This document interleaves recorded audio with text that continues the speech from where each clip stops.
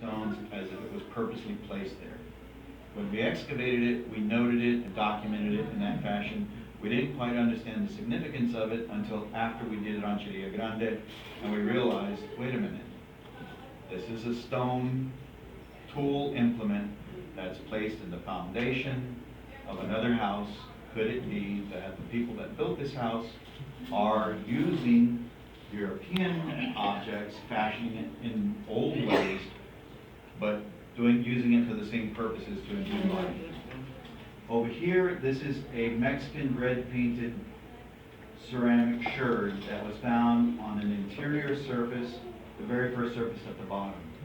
Now, when this came up, some archaeologists said it could be tonala, it could be some other kind, and all of those others are handmade. This was wheel made. So we did XRF elemental analysis on it, because that's what I do, and I got my master's degree in mineral identification and ceramic petrography. And it turns out that this particular sherd had traces of yttrium, and yttrium is only found in monzonite sand ore, which is in Brazil.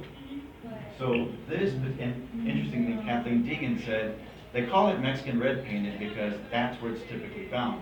But even she said the origin of it may be different than Mexico, but we're going to say Mexico because this is where it's typically found, but we know it probably comes from somewhere else. So the monzonite sand ore, it might be, it's just one sherd.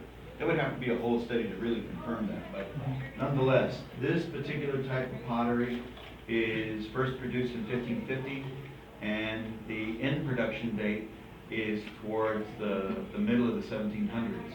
So it suggested that this particular structure, in historical archaeology we use post-Kim and ante-Kim dates.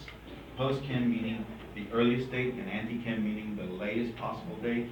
So this particular sherd established the fact that it might be dating to the earlier 1700s. I included this in here because it was a fragment of plaster.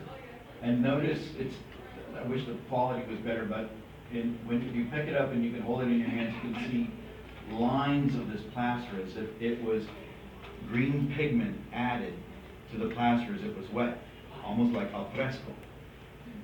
Notice that it's that emerald green color.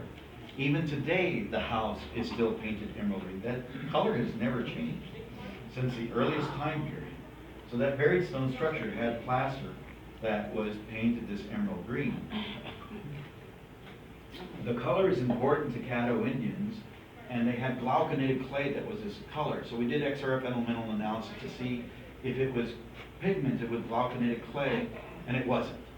But this is also the color of the original Texas flag. And we thought that was very significant. I just wanted to put that out there so you all could see it. And then some other types of artifacts we found, the military buttons, the knee breeches. So this is during the Battle of Medina, and then over on the other, this is on the other side of the Jacal, on the west side. We found the buttons. We also found beryl beads, blue glass beryl beads. This is a rosary. This is her rosary that she had. And the very nice thing is when we noticed one of them, we recognized that it might be going through our screen, which is only 1/4 inch. So we saved all of that soil so that we could come back later with window screen and sift it to see if we could find more. And at that time, we were there with the Ruiz family and his granddaughter. And so his granddaughter is in 8th grade, and so she helped us screen it. And she got to pick her great-great-great-grandmother's glass beads of her rosary out. And so it was such a surreal moment for us, and we were so happy to do it. And but anyway, so it had some of the metal adhering to it. And you can see this is part of that medallion that's in the middle of the rosary. So having said that about the